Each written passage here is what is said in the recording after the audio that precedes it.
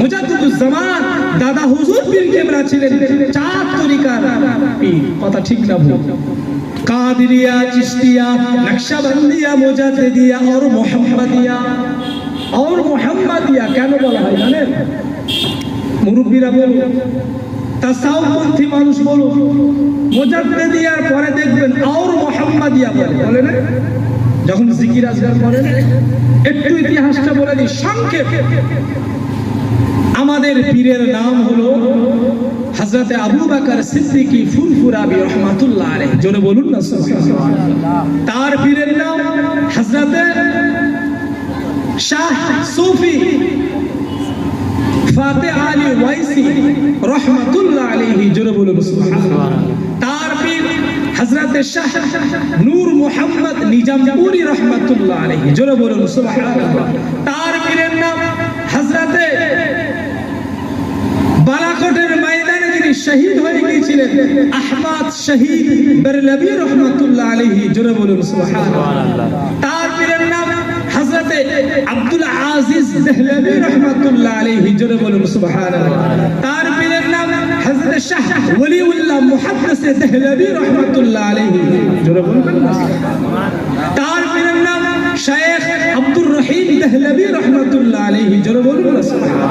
তার পীরের নাম হযরত আব্দুল্লাহ আকবর বাদি রহমাতুল্লাহ আলাইহি, জোরে বলুন সুবহানাল্লাহ। তার পীরের নাম হযরত আদম বান্নুরি রহমাতুল্লাহ আলাইহি, জোরে বলুন সুবহানাল্লাহ। তার পীরের নাম 4 তরিকার এক ইমাম ইমামে মুজাদ্দিদ আল-ফিসানি ফারুক সিরহিন্দ পাঞ্জাবে যা হুজুরের মাজার আছে, জোরে বলুন না সুবহানাল্লাহ। এই মুজাদ্দিদ আল-ফিসানি ফারুক সিরহিন্দির পীরের নাম খাজা বাকি বিল্লাহ রহমাতুল্লাহ আলাইহি, জোরে বলো। বুঝতে পারছেন? এই কথা বললে শেষ হবে না, তাসাউফের কথা। আমি চাইছি দুটোকে সামনে রেখে কথা বলবো। এখানে কিছু মানুষ আছে তাসাউফপন্থী মানুষ, আমি দেখতে পাচ্ছি তারা জিকির আজকার করেন। তার জন্য তো আজকের হুজুর কেবলা এসে এখানে হালকায় জিকির করলেন, অল্প হলেও তো করেছেন, কি কথা ঠিক না? এই মহাব্বতের মানুষ আছে বলে হয়েছে।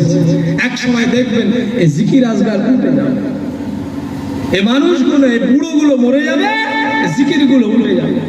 বলবে জিকির কোরআনে আছে, হাদিস আছে, এরা আল্লাহ আল্লাহ জিকির কোথায় পেয়েছিস? কিছু দল বেরিয়েছে এসে বলবে শোনো, এই যে পীরের কথা বললাম, একটা একটা বলতে গেলে অনেক সময় চলে যাবে। এইভাবে পরস্পর পাট এইভাবে সাহাবী হুজুরদের কাছে চলে গিয়েছে। সাহাবী হুজুরদের পীর হলেন আমার আপনার নবী সাল্লাল্লাহু আলাইহি ওয়াসাল্লাম, জোরে বলুন সুবহানাল্লাহ। কথা বুঝতে পারছেন? মাযহাবের কথা বলছিলাম।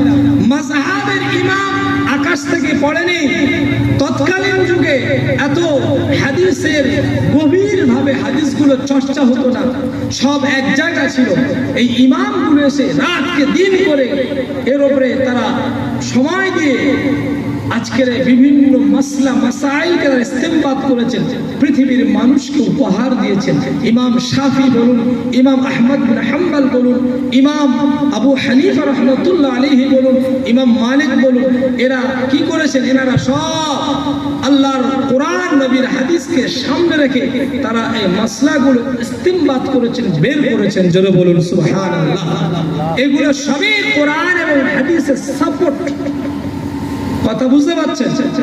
আপনারা জানেন মাধ্যমিক পড়তে গেলে একটা সরকারি একটা বই থাকে, সরকারি বই মাধ্যমিক ক্লাসে থাকে কি থাকে না? বা প্রত্যেক ক্লাসে থাকে। কিন্তু মাধ্যমিককে কেন বলছি? এই মাধ্যমিক পরীক্ষা দেওয়ার জন্য বিশেষ করে আমাদের স্টুডেন্ট যারা ছেলেমেয়েরা আছে বা গার্জেনরা আছে জিজ্ঞাসা করবেন, দেখবেন স্পেশালিস্টটি সহায়িকা বই কিনে দেওয়া হয়। সহায়িকা কেন? সহায়িকা দিলে আমাদের এই বাচ্চারা সহজভাবে বুঝতে পারবে।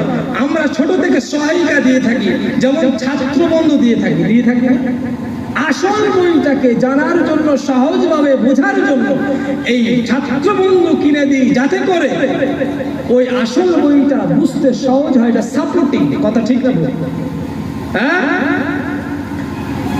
ওই রকম যত মাযহাব আছে, যত আপনার তরিকা রয়েছে, ও আল্লাহর বান্দারা খবর যায় দুনিয়ার জমিনে কিছু দলমত বেরিয়েছে, তারা বলে পীর কাই কি জিনিস, পীর মুরিদি কি জিনিস, মাযহাব কি জিনিস, মাযহাবটা জাব এটা কোরআন হাদিসে নাই। আমি আপনাদেরকে বলে যাই, খবরদার খবরদার, আপনি একজন জ্ঞানী মানুষ, বুদ্ধিজীবী মানুষ, আপনার কাছে প্রশ্ন রেখে যায়, ও আল্লাহ বান্দারা, ওই আপনার সহায়িকা বইটা, আপনার আসল বইটা সাপোর্টিং, আসল বইটা সহজ করে বোঝার জন্য এই সহায়িকা বইয়ের প্রয়োজন আছে না নাই? আপনি বলবেন কি এই আসল বইয়ের বিরোধী সহায়িকা বই? এটা কেউ বলবে? কোনো পাগল বলবে? কোনো তারকাটা বলবে যে সহায়িকা বইগুলো এগুলো আসল বইয়ের বিরোধী? এরকম কেউ বলবে? কেউ বলে? যারা বলছে কোরআন হাদিসের এই পীর মুরিদি নাই, আপনার মাযহাব নাই, এদের কি ব্রেন ঠিক আছে বলে মনে হয়? তার কাটা। এরা কি